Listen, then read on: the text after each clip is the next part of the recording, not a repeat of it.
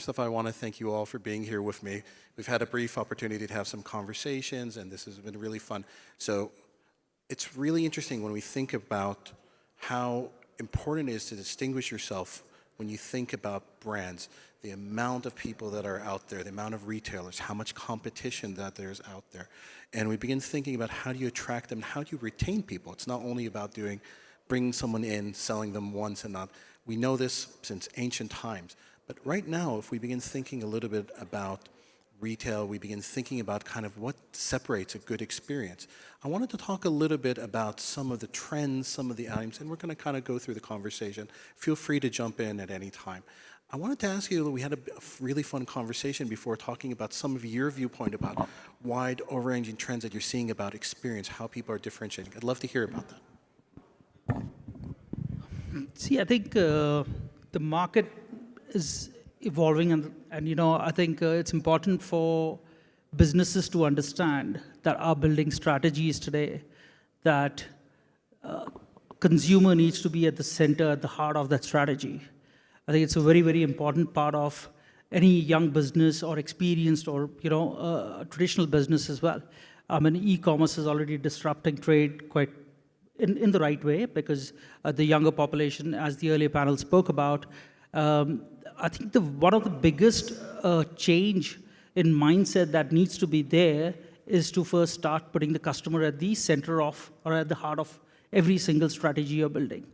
The reason I say this is because big trends that are evolving, what is the consumer or the customer looking for today is, give me some time back, right? And if you're, as a business, able to give time back to the consumer, you know, whether it's quicker checkouts, shop anytime, anywhere, seamless journeys, you know, quick deliveries. We are all expecting this.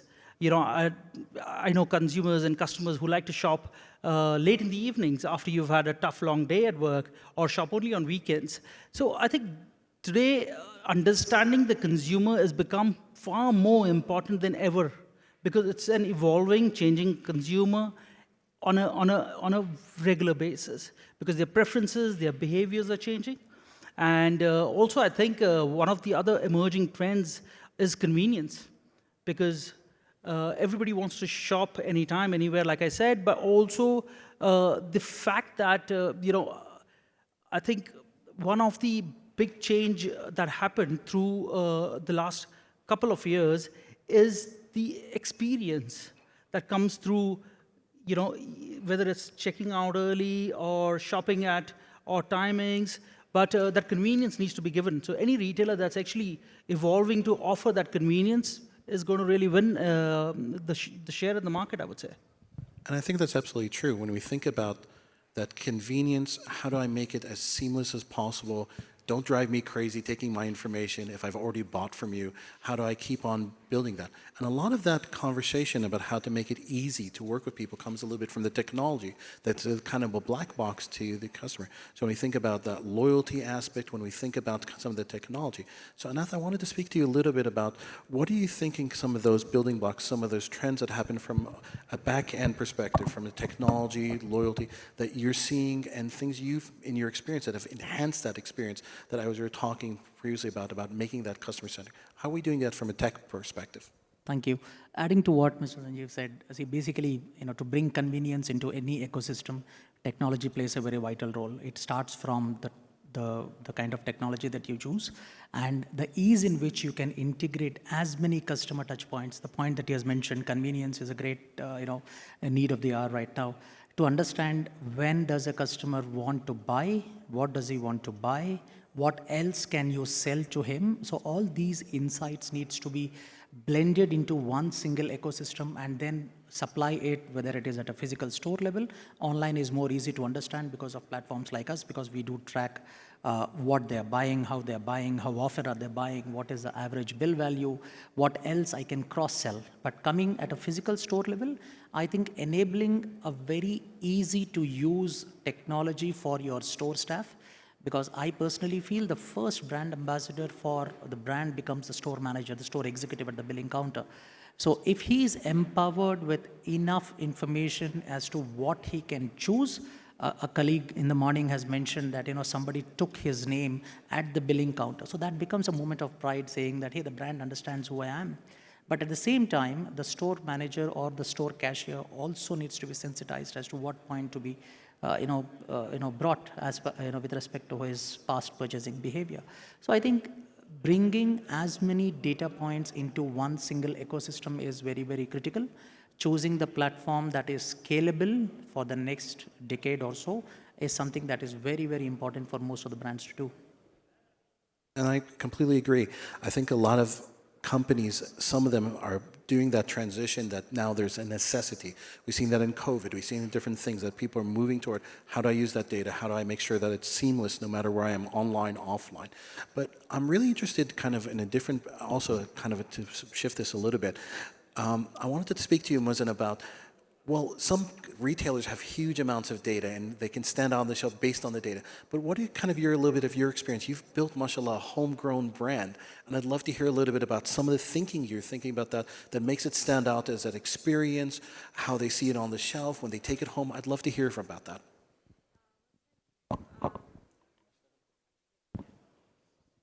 Okay. Thank you so much for your comments. Well, my experience with the brand is you need to start with an eye-catching design. And then the most important thing is to create an emotional connection with your customers, either by, in my experience, it's using a logo that is in Arabic, prioritizing Arabic in our communications, being relevant to our market and audience and customers. So we celebrate their daily celebrations, the Eid and Ramadan. It's not an advent calendar kind of marketing. And once we understand that, it's the storytelling behind each of the products, where the brand came from, how did we develop any fragrance, scent, brand, and where does our ingredients and R&D come from? So we use ingredients that are local ingredients that have been in the culture and the history. It's the same products and ingredients that my grandmother used to take. And based on what you said, we reduce the amount of time that it takes them to prepare any kind of product. It's already on the shelf. It has been tested. It has been tried and with good reviews. So that's, I think, what makes a brand stand out on the shelf. It's creating the emotional connection with the audience. And I think that's really interesting, is that building that brand, you're customizing that experience a little bit to it, and that becomes interesting when you think from what we're talking about. There's that customer centricity, understanding building a brand, using hopefully the data to pull that together. But I'm interested in what we talked about now a little bit is about scaling. So Tamara, we were speaking a little bit, and I'd love to hear about how you're building that platform that allows multiple people to bring into and open that for the SMEs. Can you speak a little bit about that, please? So at Homegrown, our main purpose is to allow homegrown brands that might have started as home businesses to flourish out of the home and into a more public and accessible space. And what we do is allow them to have direct communication with the consumers, to be able to test certain products, to also learn what's working, what's not working, what they should invest in. We also have grown. We now have 3 brick and mortar stores as well as an e-commerce platform, and our brands grow with us. Muzon is one of those amazing brands that we carry, and she's in almost all of our brick and mortar stores as well. So that's how we scale and help those brands scale. So they might start out in one branch, and then if we see that a certain brand is doing really well, we'll kind of put them in all of our branches, and each branch kind of has a different clientele base as well. So we have 2 in Jeddah that are in 2 different areas of town. We have one in Al Ula. E-commerce has more access to people around the entire Gulf, as well as internationally. We have customers from the States, from Europe, the Far East. So and it's amazing to see all these people shop these local brands. So it also shows, what an amazing product they have, and they're able to further invest in that, gain capital, and make whatever investment they want to make, whether it's in innovating in the brand itself and the product, or opening their own brick and mortar store, and so on. That's really cool. I'm really interested anytime I have a conversation with people that run businesses or people that own, of kind of who do you look up that does an amazing customer experience? For example, for me personally, and this is a little bit of an unusual retail kind of, I'll give an example of Legoland. Once upon a time, I took my son, he was about 4 years old, he went to Legoland. The way they customized that experience is they talked to me and his mom, and then they told him, is there a special occasion? Is there anything he's doing that's different? They said, no, it's just his first time here. They gave him a little badge. As soon as he walked in, they approached the parents. How do I pronounce his name? His name's Adil. And then he got down on both knees and they were like, welcome Adil to Legoland. Did that customize that little experience, that how they welcomed him? To him, for the rest of his, this was the most amazing stuff. And we see this being done a little bit with technologies. So I was hoping that, can we talk a little bit about experiences that you like, experiences that you guys have got, that you see, that you hope that are coming into the market, or things that are already done in the market that you like and you hope to see more of? I think you've touched on a very interesting topic there. While technology can be offers a lot of convenience, but how do we humanize it? I think that's one of the very important factors today, because you don't want a transactional relationship with the customer. You want a more humanized, a long-lasting relationship building to ensure you understand the customer a little bit more in detail. I would say today's a world of personalization and customization. We live in that world where I want specific messages to be delivered to me rather than a mass billboard standing facing me and saying, come shop me. I'd rather have a personalized message come to me, and that's what my customer is expecting, because preferences and behaviors are very different. I mean, since you put this question on, which is a favorite destination, I have one which is in the US. There's a store called Restoration Hardware. And they do a lot of galleries. She's got a smile on her face. I'm sure she loves it as well. One of the, when the world was going through this transformation of e-commerce and heavy technology overruling, how does retail humanize itself? Restoration actually went back to opening most galleries, and they call the stores galleries. And they actually brought in a very, very exclusive restaurant inside, which meant people would really come to the store not to only shop, but book tables to dine there. And that became another reason for them to come to brick and mortar. So you've got to give reasons to the customer. You need to, like you said, there's a lot of data around about the customer, the CRM, there are tools that will enable you with technology, but how do you humanize it? How do you bring it to life? I think that's a good example of, and there are many more retailers, just like you mentioned Legoland, multiple other retailers that have actually successfully done it. Any new business, any traditional business wanting to do it, this is the road to success. And I think that really brings back to your original part about putting your customer at the heart and at the center. The more you're human, we love interactions with people that know us, family, people, friends that know what we like. Does anybody else like to add to an experience that they like, that they think that stands out when talk, or we can shift to a different topic? Well, in my experience, because we do things like giveaways and gifting for occasions and whatever, what we like to do if customers ask for a baby giveaway is we send a gift to the mom, and then we ask during the birthdays, how is the baby doing? Can we help with anything? Do you need any products and the supports? And that creates a sense of loyalty that you cannot buy with points. So what we like to do is follow up with the customers, celebrate their moment. So if we know our favorite customer is getting married, we'll send a gift, that kind of thing. So I think that helps a lot, on top of data and loyalty points, is to add that human interaction and human experience to it.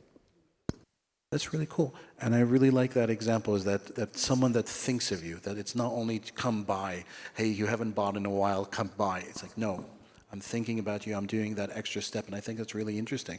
Another angle that I was talking about, we were talking a little bit about not only having your core business, offering about retail or about stuff, but customizing a little bit, that there's other things in a boutique, there's restaurant. Can you speak about that a little bit? Yeah, so just touching on what Muzon was saying, we also are very inclusive, and we communicate often with our consumers in terms of what would you like to see, more of in-store, and they actually suggest certain brands to us, and they suggest certain events and examples of what they'd like to experience. And what we've been doing for quite a while now is having an experience, an immersive experience that's not just retail, come shop and leave. We actually try to have a kind of multifactorial element in store in terms of having entertainment, whether it's music, personalization, an art element, a food element when it comes to F&B, also incorporating different brands that aren't usually there. So we limit it to, let's say, like 1 day or 3 days, in which case they have to come and they're able to experience something that's a little bit different, a bit more enhanced than just on a regular day. Like I said, we try to shift the brands in a way that every time our loyal customers come in, because we have a lot of repeat customers, they're experiencing something new, whether it's new collections, new brands, something that we didn't have last time. So, and we also are very community driven in the sense that it's almost like a workspace, so people can come and have meetings there, and they're able to collaborate with each other. And we really created this community vibe at Homegrown. So it's not just come, put your products and leave. It's actually, they're creating community, they're looking at the brand next to them, speaking to them, understanding from them their experiences. So that's what we do.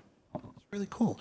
And one of the things now that I want to speak to you about, how can we use, for example, data and loyalty to help scale some of this stuff? Can you speak about some of your experiences in which people have done beautiful customizations that are, when the business is small, it's easy to do that because you know your customers, but when you're trying to scale to a significant, can you talk a little bit about the technology that would help do that? So of late, what we have seen is, gone are those days where brands feel that, okay, we are just very small right now. We just have a couple of stores or maybe 5 to 10 stores, and then we will probably implement all these technologies that you're talking about once we reach to a certain milestone. But of late, what we have seen is most of the brands that are coming off in the new era have understood the power of data right from day one. It's no longer the oil; it's just an oxygen for most of the brands, especially for the new ones who are entering into the market. Today, these brands, the new startups, also would want to give the same amount of experience as a very established and a large brand. Now, this is where technology can actually help you out, mapping the customer's behavior right from the first touch, entry onto your website, onto your mobile app, to understand what the customer is searching, where is he browsing, is he adding it to the cart or dropping it? Or at what stage can I gently nudge the customer saying that, hey, this is where you have dropped? Is it something that we can do to help you to complete your purchase? So most of the times we talk about in e-commerce, a great aspect is the abandoned cart. But in a large value product, it can be furniture, it can be consumer electronics. Brands of late would actually like to invite them to the store, because when it comes to furniture or when it comes to anything, the look and feel, the comfort brings a lot of difference. That's where the technology should enable the brands to give enough inputs to nudge the customer in the right direction. I think that's where we can bring a lot of value. And I've seen some beautiful examples in which we've used data in a really effective way. We've used artificial intelligence to help not substitute a human conversation, but rather help people imagine how their home would look with a product, how things would look in them. So I was hoping to speak a little bit in the last kind of 5 minutes that we have about good examples, things you're thinking about, or things you've seen about using AI that supports that customer-centric perspective, that helps support a human kind of touch. For example, for me personally, if I can avoid waiting on a line to speak to somebody, I'm very happy to talk, but there's some things I need to talk to a human being. So kind of finding that mix in the middle. I'd love to hear your thoughts. See, I think, like we said, there's definitely evolution now with AI. And in the home industry, the industry that I come in from quite lately, there are 3D modeling, softwares that can actually tell you how a particular table is going to look in your house. So even before you actually decide what goes with what, which traditionally you'd probably hire an interior designer or go to an architect for consulting, you'd now be able to do it yourself. And I'm coming back to my convenience factor. I think the customer today believes that with this advent of technology and with the ease of which technology can be used, that convenience factor is coming in. I can make my decisions myself. My taste can evolve. I can build my own home, or I can build my own, basis on what requirement they have. It's a massive enabler. It's going to evolve, and it's going to be more accessible as well. And in future, costs going to become lower as this technology becomes more accessible, which is going to benefit decision making from a consumer point of view, but it's also going to benefit businesses as well. It's really awesome. Any other, go ahead. I would like to add one point to what Mr. Sanjeev said. So like the human factor in most of the AI models is something which is very, very critical. Most platforms like us do give enough amount of data. We give you predictive segments, we give you actionable insights, but at the end of the day, it's the brand manager or it's the marketing manager who decides as to what or how a particular customer should be communicated using what channel of communication based on is this one. So I think that's a very, very, wonderful point that he has brought in. Completely agree with what he said, yeah. Any other thoughts?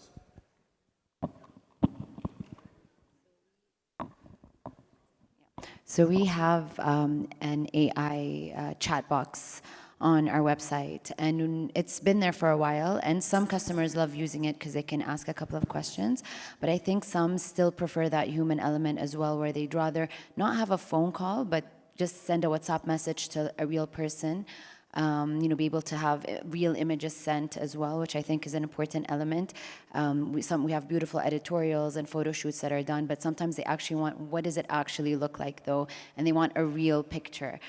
So I think that's been very interesting because AI is very convenient, and like you said, you're not on the phone for ages, but at the same time, they kind of want, we find a lot of consumers still want a real person showing real content. Awesome. So we're almost at time. Anyone would like of any final thoughts, things you want to comment about experience? I mean, if I may add, I think I'll go back to my original conversation, which I had. I said, whether it's a new business, traditional business, you've been in the market for a long time, it's evolving, put the customer at the heart of the strategy, do the thinking around the customer, because, it's a cliche statement, customer is the king. But it is true. And with the more and more customers now getting, there's a younger generation that's out there. They're looking at different experiences. Their behaviors are very different. You need to tap into that, obviously through data, but also through experiences. So yeah, that would be my last thought for businesses to evolve, grow, think about customer first. Everything else can be in periphery, trying to fulfill the needs and trying to understand the customer better. Well, in my experience, on top of everything my colleagues said, putting the customer at the heart of what we do, customization and personalization as much as we can, even though we try to standardize everything every time and chatbots and everything, adding that touch of you matter as a customer, even though we're small, trying to scale up, whatever, helps us a lot in retaining those kind of customers. They come back to us because they understand we care about them first. It's not about creating the sale, it's about creating that connection, and it's that loyalty on top of everything. And I would just add that although I know there are quite a few formulas that people can always kind of plug and play, but I think it's really important for every single business to kind of stay true to their identity and their consumer and kind of create experiences and offerings around that instead of trying to copy what somebody else did, because that might not necessarily work for you and what your consumers want to experience or see. So I think that's also a very important point. So, going back to the same point, right? I mean, today there are multiple touch points. So today your technology should be scalable. It should be robust enough to capture all the touch points at each and every stage. And at the end of the day, it should be easy enough for the necessary stakeholders to see the single view of a customer, whether it is feedback, whether it is grievance, whether it is how many complaints that he or she has raised. All these kind of data has to be, easily comprehensible, and also need to have a proper ecosystem to reach out to the customers using as many channels as possible. I think that's what technology can bring to the table. It was a really fun conversation. Really appreciate all your time.